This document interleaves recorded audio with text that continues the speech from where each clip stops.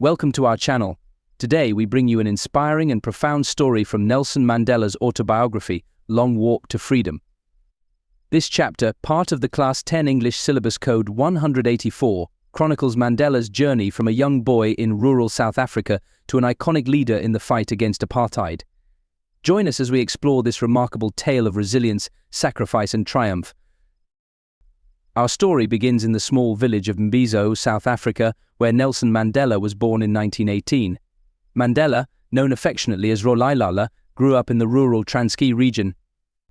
His father, Gadla Henry Mfakaniswa, was a respected chief, and his mother, Nozikeni Fanny, was a nurturing presence in his early life. Mandela's early years were steeped in the traditions and customs of the Xhosa people. He learned about the history and legends of his tribe, and these stories instilled in him a sense of pride and identity. The close-knit community and the values of his family laid the foundation for his future leadership. Mandela's journey to leadership began with his education. He attended a local mission school where he was given the English name Nelson. This marked the beginning of his formal education and a departure from his traditional upbringing. Later he went to Clarkebury Boarding Institute in Heeltown, where he was exposed to Western education and African traditions. These experiences shaped his worldview and instilled in him the values of justice and equality. At Fort Hare University, Mandela encountered a broader spectrum of ideas and began to develop a keen interest in politics and African nationalism. It was here that he started to see education as a tool for empowerment and liberation. As a young man, Mandela moved to Johannesburg to escape an arranged marriage. In the bustling city, he encountered the harsh realities of racial segregation. He worked as a night watchman and later as a clerk in a law firm, where he met influential anti-apartheid activists like Walter Sisulu and Oliver Tambo, who became his lifelong friends and comrades. These relationships were crucial in shaping Mandela's political ideology.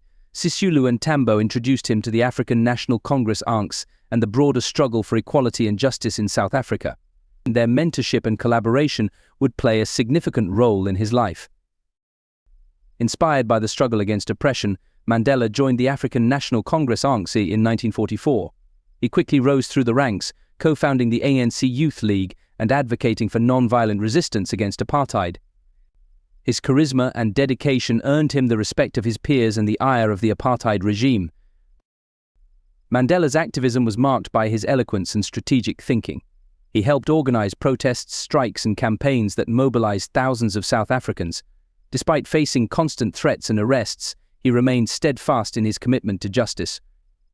In the 1950s, Mandela played a pivotal role in the Defiance Campaign, a series of nationwide protests against discriminatory laws. His activism led to multiple arrests, but each time he was released, his resolve only grew stronger. He believed that freedom was worth any sacrifice. During this period, Mandela's leadership and courage became more prominent. He advocated for a multiracial approach to resistance, believing that unity among all oppressed South Africans was essential for the success of their struggle. In 1964, Mandela was sentenced to life imprisonment for his involvement in sabotage against the government. He spent 27 years in prison, most of them on Robben Island. Despite the harsh conditions, Mandela remained a symbol of hope and resilience, continuing to fight for justice from behind bars. On Robben Island, Mandela's resolve was tested, but he emerged even stronger. He engaged in political education with fellow prisoners and maintained his connection with the outside world. His spirit never wavered, and his influence grew even while incarceration. Mandela's perseverance paid off when he was finally released from prison in 1990. His release marked the beginning of the end for apartheid. In 1994, South Africa held its first democratic elections, and Nelson Mandela became the country's first black president. His leadership and vision ushered in a new era of reconciliation and nation-building. As president, Mandela focused on healing the nation's wounds and promoting unity. He established the Truth and Reconciliation Commission to address past atrocities and worked tirelessly to foster peace and stability. His presidency was a testament to his lifelong commitment to justice and equality. Nelson Mandela's Long Walk to Freedom is a powerful testament to the strength of the human spirit. Mandela's unwavering commitment to justice, equality and freedom continues to inspire millions around the world. Thank you for joining us in this journey through his remarkable life. If you enjoyed this story, please like, share and subscribe for more inspiring narratives. Until next time, remember that even the longest walk begins with a single step.